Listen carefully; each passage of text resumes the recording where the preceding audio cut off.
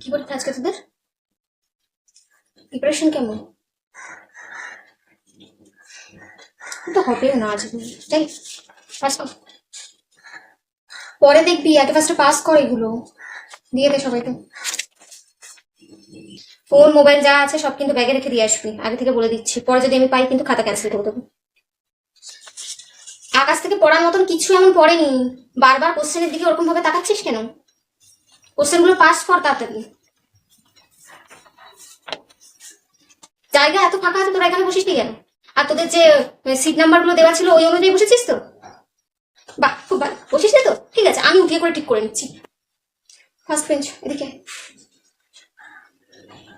তুই ওইখানে বস। Last bench এদিকে এসে করে ফার্স্ট বেঞ্চে বস। তোর সমস্যা না থাকতে পারুক, আমার সমস্যা আছে। ফার্স্ট বেঞ্চে এসে বস। এই শিটে সবাই সাইন করেছিস তো? কোথায় ছিলিস তখন তুই? কোথায় ছিলিস বল? সবাই সাইন করলো, তুই সাইন করিস নি কেন? পেছনে কি তাজমহল আছে নাকি? না, তুই বারবার এত ঘুরে ঘুরে দেখছিস তার জন্য। লাস্ট ওয়ার্নিং, এরপর যদি হয় আমি সিট চেঞ্জ করে দেবো। একটা কাজ কর, ওর খাতাটা তুই নিয়ে নে না, তোর লিখতে সুবিধা হবে না?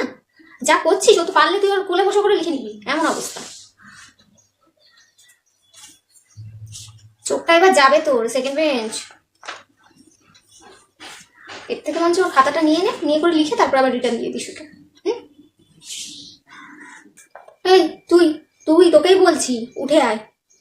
উঠে এসে এখানে বস, আমার সামনে বস। না, আমি শুনবো না কে কার দেখে দেখে লিখছিল, আমি দেখেছি। তার জন্য তোকে বলছি তো, তুই এসে বস।